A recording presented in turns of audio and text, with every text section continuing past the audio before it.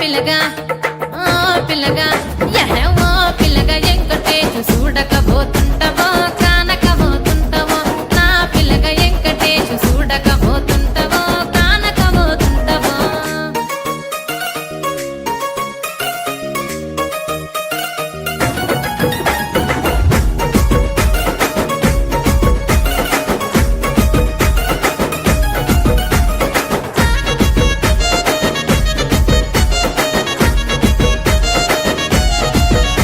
ఓయ్ కండ్లకు కాటుక వెడితే కన్యాకుమారిని